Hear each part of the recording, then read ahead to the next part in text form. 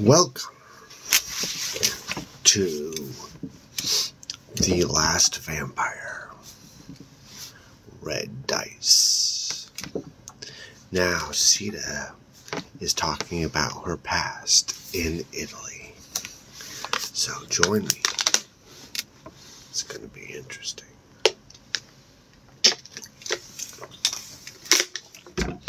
Italy, during the 13th century, embodied all that was wonderful and horrible about the Middle Ages. The Catholic Church was the supreme power. Monarchs came and went. Kings and queens fought and died. But the Roman Pope wielded the true power over life and death. Art was the gift of the church to the people in those days.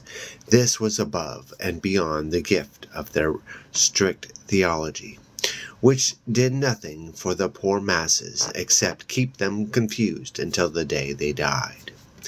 I say that with well-deserved bitterness. It would have been impossible to live in those days and not become angry at the church. Today, however, I think the church does much that is good and much that is questionable. No religion is perfect, and after man gets through with it, I lived in Florence from 1212 till 1245, and spent many months touring the churches where the finest paintings and sculptures were displayed. The Renaissance was, of course, a long way off, and Michelangelo and Da Vinci had yet to be born. Still, these earlier days were remarkable for their creativity.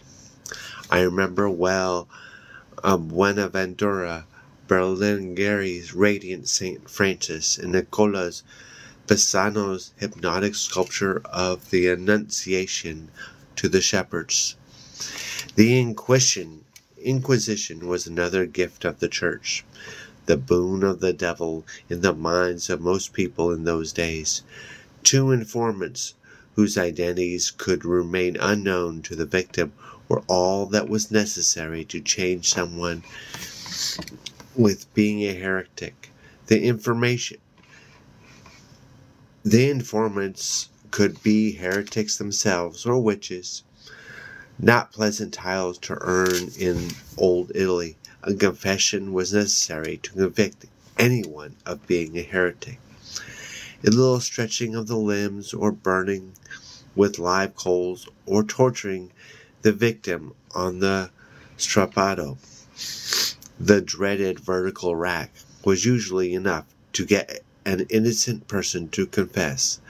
I remember going to the central city courtyard to watch the victims being burned alive at the stake.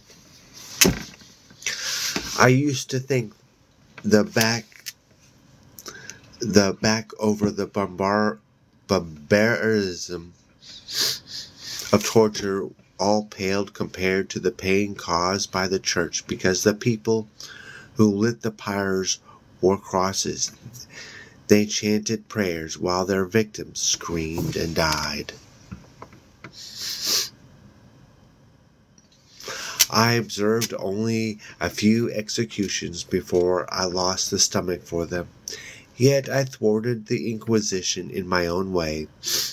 By secretly killing many of the inquisitors, I usually left their bodies in compromised places, houses of prostitution, and the like, to discourage those thorough investigations. As I drained the inquisitors' blood, sucking their large neck veins and arteries, I whispered in their ears that I was the angel of mercy. None of them died easily. Yet the church was bigger than a single vampire. The Inquisition, an infection that spread and multiplied through its own mysterious madness. It could not be easily stopped. It cast a gloom over my stay in Florence, over my joy in the resurgence of mankind's creativity. I have hunted humans throughout time. and yet I am proud of them as well. When they do something bold, something unexpected, the best art always comes unbidden. Arturo Evola was known as an alchemist, or else he would not have lasted a day in medieval Florence. He was 21 years old, Franciscan priest, and a devout one at that. He had entered the priesthood at the age of 16, which was not unusual at that time, because the easy way to obtain the finest education was to become a priest. He was a brilliant man, undoubtedly the most inspired and intelligent of the 13th century, yet history does not allow him. Only I do, and my memories of him are filled with sorrow. I met him after Mass one day. I despised the church, but enjoyed the actual service. All the chanting, the choirs, and I loved to hear the early organs played.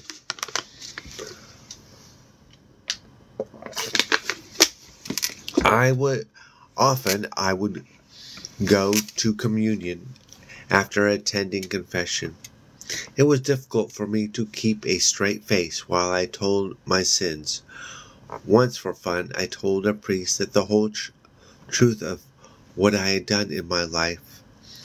But he was drunk and just said to do 5 Hail Marys and to behave myself. I didn't have to kill him.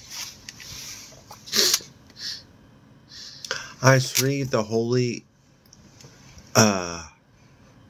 Eucharist from Arturo and met him after the service. I could tell he was attracted to me. In those days, many priests had mistresses. I had gone out of my way to see Arturo because a gypsy healer had told me about him. He was an alchemist, she said, who could turn stone into gold, sunlight into ideas, moonlight into lust. The gypsy had a high opinion of Arturo. She warned me to approach him cautiously because his real work had to be kept from the church. I understood. Commonly, an alchemist is known as an esoteric chemist who attempts to convert those materials into gold. This is a crude understanding. Alchemy is the comprehensive physical and metaphysical system, embracing cosmology as much as anthropology. Everything natural and supernatural can be found in it. The goal of the alchemy is to experience the totality of the organism. It is the path of enlightenment. The gypsy said Arturo was born alchemist. Knowledge came to him from inside. No one had to teach him his art. The only trouble with him is he's a Catholic, she said, a fanatic. How does he merge the two disciplines? I asked. The gypsy blessed herself. She was superstitious of the church as well. God only knows, she said.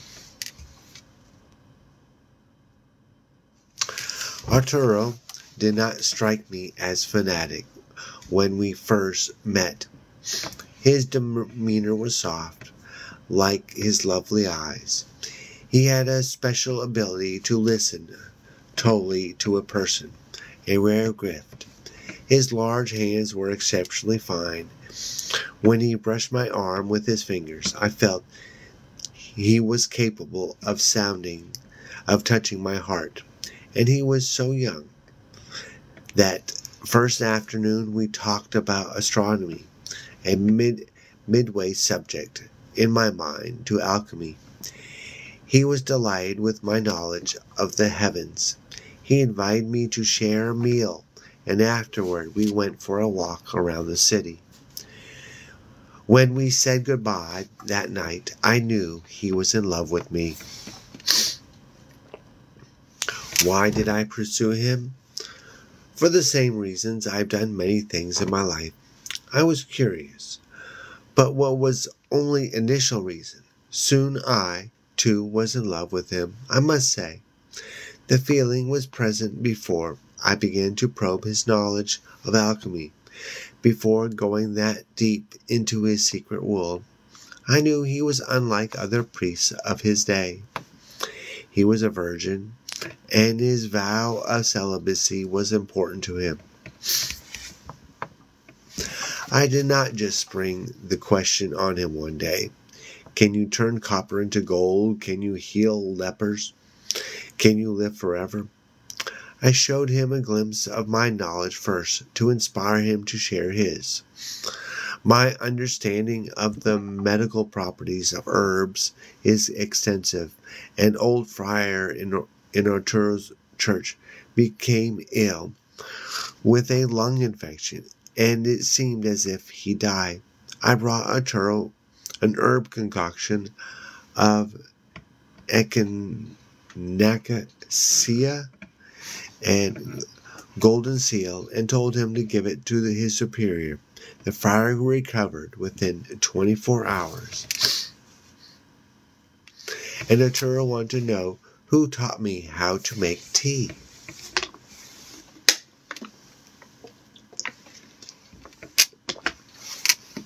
I laughed and told him about my Greek friend, Cleo, failing to mention how many centuries ago he had died. Arturo was impressed. It was only then he began to talk about his crystals and magnets and copper sheets, the secret elements of alchemy that have now passed from human understanding. That very day, Arturo confessed his mission in life to me, to discover the elixirs of holiness and immortality, as if searching for the secret to one of these conditions was not enough. Arturo always thought big. He was determined to recreate nothing less than the blood of Jesus Christ. What makes you think you can do it? I asked, shocked. His eyes shone as he explained. Nothing with a mad light, but with brilliance I had never seen before or since in a mortal man. Because I found the spirit of man, he said. I have proven that it exists. I can show you how to experience it, how to remove the veil of darkness that covers it. Sounded interesting to me. Arturo took me to a secret chamber beneath the church, where he lived. Apparently, the elderly friar whose life I had saved knew of Arturo's hobby, and looked the other way. He was the only one who knew of the master alchemist, besides the gypsy. I asked Arturo about her. Apparently, she had nursed him back to health when he had fallen from a horse while riding in the countryside. They had shared many intimate conversations over late-night fires. Arturo was surprised and a bit angry that she had told me about him. Don't blame her, I said. I can be most persuasive. It was true that I had used the power of my eyes on her when I saw she was hiding something important. Arturo took me down into the secret room and lit many candles. He asked me to lie on a huge copper sheet, as thin as modern paper. On adjacent shelves, I noted his collection of quartz crystals and amethyst and precious stones, rubies, diamonds, and sapphires. He also had several powerful magnets, each cut into the shape of a cross. I had never seen a magnetic cross before. What are you going to do? I asked, as I lay down on the copper. You have heard of the human aura, he asked. Yet, yes, it's the energy field that surrounds the body. Very good. It is spoken in the ancient mythology and is present in art. We see the halos and paintings above the heads of members of the Holy Family and in drawings of saints. Still, most people don't believe in the aura because they don't experience it. They are only conscious of their physical bodies. What am I going to do with you now is draw out your aura. Allow your consciousness to expand into it so that your spiritual body becomes the focus of your attention and not the physical body. Do you not like my physical body? I asked. I often flirted with him.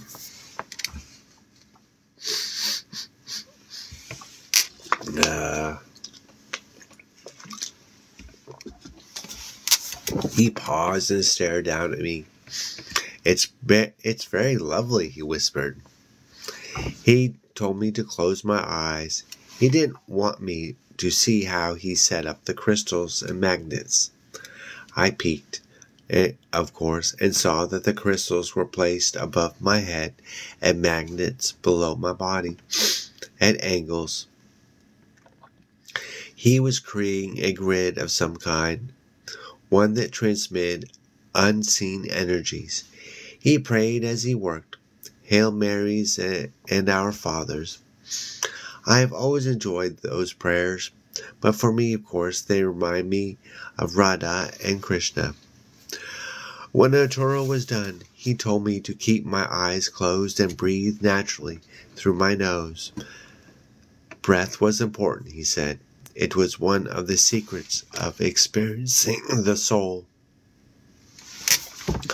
For the first few minutes, not much happened, but then slowly I felt an energy rise from my body, from the base of my spine to the top of my head. Simultaneously, I felt my mind expand. I became as big as the secret chamber. A curious floating sensation enveloped me, warm peacefulness. My breath went in and out, sometimes fast, sometimes slow. I had no control over it and wanted none. Time passed. I wasn't entirely awake, but I wasn't asleep either. It was a mystical experience. When Arturo spoke next, he sounded many miles away. He wanted me to sit up, to come out of the state. I resisted. I liked where I was, but he took my arm and forced me to sit up, breaking the spell. I opened my eyes and gazed at him. Why did you stop it? I asked. Interesting. He was whispering. You can get too much energy at once. He stared at me. He seemed out of breath. You have an amazing aura. I smiled. What is special about it? He shook his head. It's so powerful. The experiment in consciousness raising was interesting, but I failed to see how his technique would allow me to transform human blood into Christ's blood. I quizzed him about it at length, but he would not divulge no more secrets. The power of my aura continued to puzzle him. As we said goodnight, I saw fear in his eyes and deep fascination. He knew I was no ordinary woman. That was all right, I thought. No harm done. He would learn no more about my physical qualities. But that was not to be. He was to learn everything about me, perhaps even more than I knew myself. There was an altar boy, Ralph, who lived with the priest, 12 years old and possessed of an exceptional wit. He was a favorite of Arturo's. Often the two would go for long hikes in the hills outside Florence. I was fond of Ralph myself. The three of us had picnics in the woods, and I would teach Ralph the flute, for which he had a talent. The instrument had been a favorite of mine since the day I met Krishna. Arturo used to love to watch us play together, but sometimes I would get carried away and weave a melody of love, of romantic enchantment and lost dreams, which would always leave Arturo quiet and shaken. How long he could go on like this, chaste and virtuous, I didn't know. My alchemist stirred ancient longings inside me. I wondered about the energies his crystals invoked.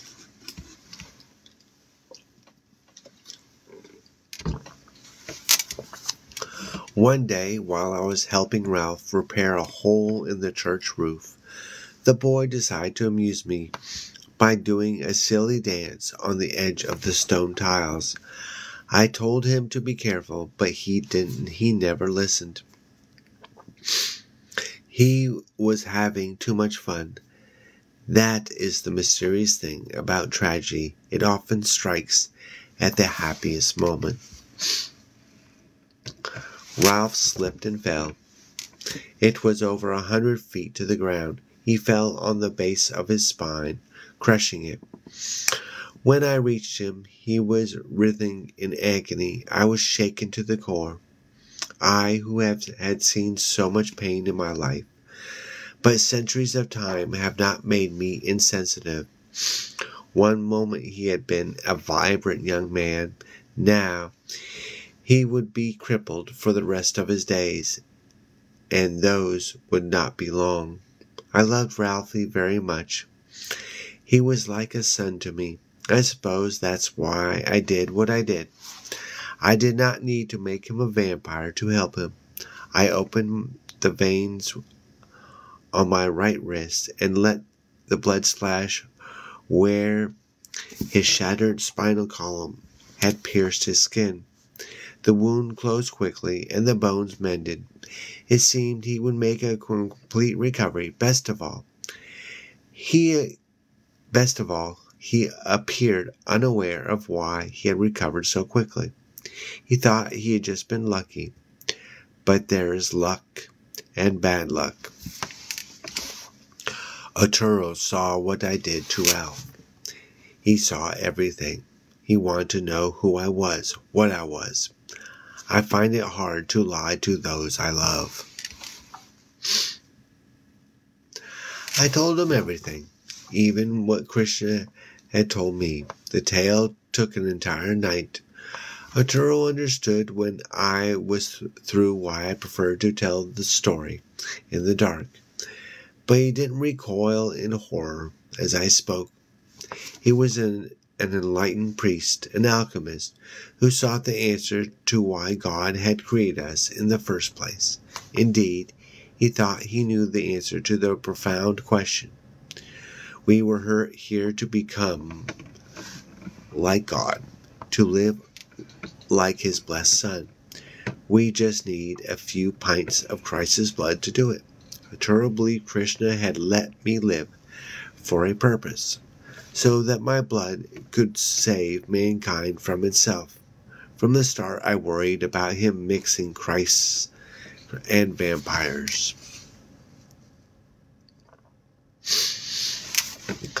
Interesting. I thought at that point, it was time to get out of Dodge.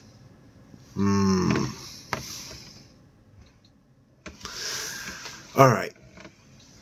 But I will make no vampires, I protested. He eagerly took my hands and stared into my eyes. A fever burned in his brain. I could feel the heat of it on his fingertips, in his breath. Whose soul did I experience then? Mine or his? It seemed in that moment as if the two of us had merged. For that reason, his next words sounded inevitable to me. "We will make no more vampires," he said. "I understand why Krishna made you take such a vow. What we will create with your blood is a new man, a hybrid of a human and vampire, a being who can live forever in the glory of light instead of the shadow of darkness." His eyes strayed to the wooden crucifix hung above his bed, an immortal being. He spoke with such power. He was not insane. I had to listen, to consider his words. Is it possible?" I whispered. "Yes." He hugged me. "There is a secret I haven't told you. It is extraordinary. It is the secret to permanent transformation. If I have the right materials, your blood, for example, I can transform anything. If you wish, you can become such a hybrid. I can even make you human again." He paused, perhaps thinking of my ancient grief over the loss of Lalita, my daughter. He knew my sterile condition was the curse of my unending life. I must have known, since he added, "You could have a child, Sita." Very clever.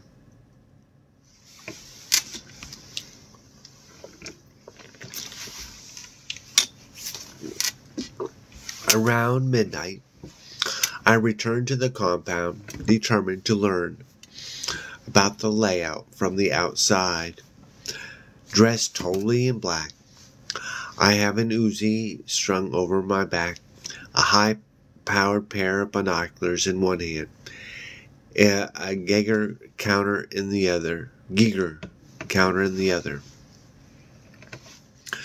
The momentary phenomenon of my glowing skin continues to haunt me. I wonder if they are doing something weird to Joel, using radiation on him.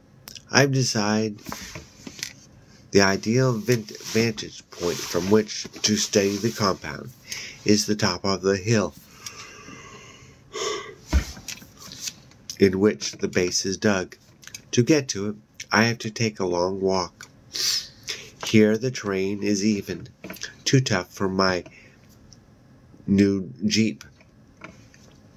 I move swiftly, my head down, like a mystical serpent. I embody a deep desire to plant my teeth in that general I saw the past night. Stays with me. He reminds me of Eddie, not of the psycho warped nature, but of his delusions of grandeur. I can tell a lot by a man's face. Perhaps I read his mind a little as well. The general wants to use Joel to get ahead in the world, maybe take it over. I don't know where the Pentagon gets these people.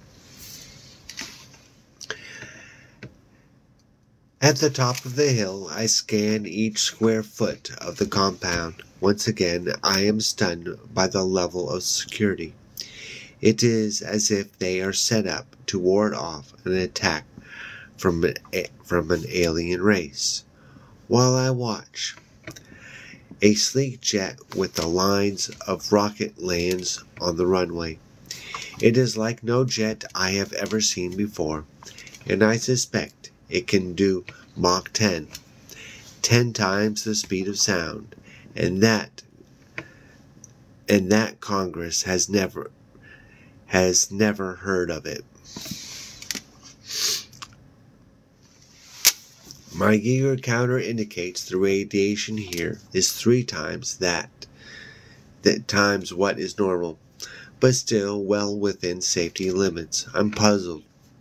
Radiation could have been responsible for my luminous skin, yet the fact that the level is high confirms that there is a nuclear warheads in the vicinity. I suspect I'm sitting above them, that they are stored in the caves The military has dug into this hill. The caves are now an established fact. I watch the men and equipment ride a miniature railroad beneath me, into and out of the hill. This is how the human race gets into trouble.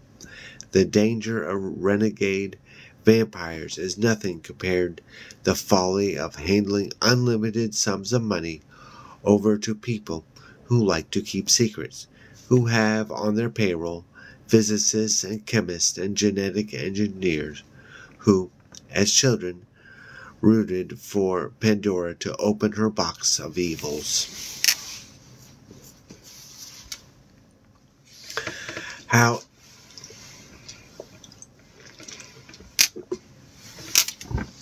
Andrew Kane has partially managed to duplicate Arturo's Evolo work continues to preoccupy me. I cannot imagine an explanation.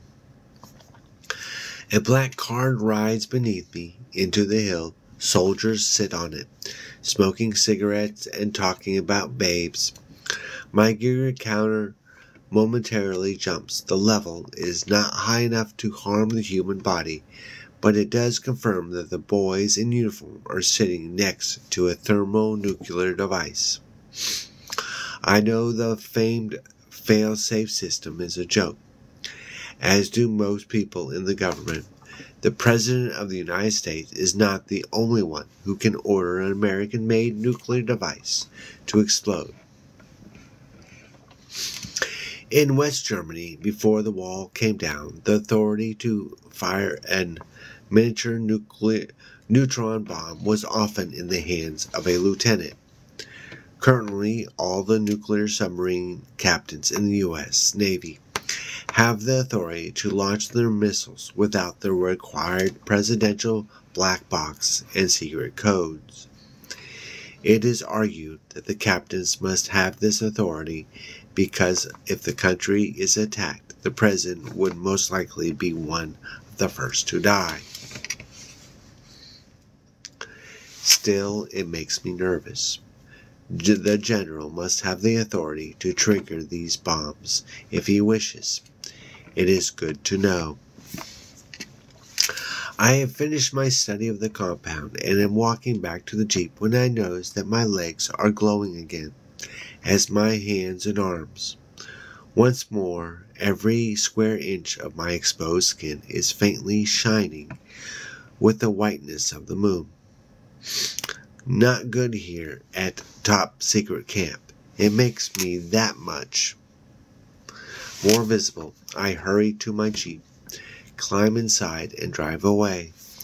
But long before I reach Las Vegas, I pull over far off the road. A bizarre idea has occurred to me. The problem is not radiation. It is not man-made. Climbing out of the Jeep, I remove all my clothing and stand naked with my arms outstretched to the moon as if I were worshipping the astronomical satellite, bowing to it, drinking up her rays. Slowly the skin on my chest and thighs begins to take on the milky radiance, and it seems the more I invite the moonlight onto my skin, into my heart, the brighter it becomes, because I will it to stop, my skin returns to normal. What does it mean, Yaksha? I whispered to my dead creator. My right arm, as the moonlight floods in, shines particularly bright. Holding it close to my eyes, I can see through it. I can actually see the ground through my flesh. I put my clothes back on. I can't look like a Christmas light when I try to seduce Andrew Kane. Alright. So, tomorrow, we will be continuing our story in Chapter 6. Oh. And for those of you who are interested, I am the YA horror author of Vampire Juice. It is a horror mystery adventure with teen romance, vampires. It is spooky and creepy like Fear Street and Are You Afraid of the Dark and The Lost Boys. Amanda and Sean stumble upon a mysterious can of juice while searching for Halloween costumes at a local store. Despite being kicked out by the salesman, they become obsessed with uncovering the truth behind the strange drink. With the help from some local bullies, they sneak back into the store through a crypt in the graveyard, only to find themselves in the midst of a spine-chilling adventure. And here's one of the reviews. I saw the author post this on TikTok, so I decided to read it. If your child is into horror, then this is definitely a good book. It is a step below Goosebumps and Fear Street, so it's a good introduction into those series. Language is simple and easy to follow. It is not very complicated. He uses short sentences to help ease the reading. I really believe that kids will enjoy it. Alright. Well, thanks again for watching, and we will see you tomorrow.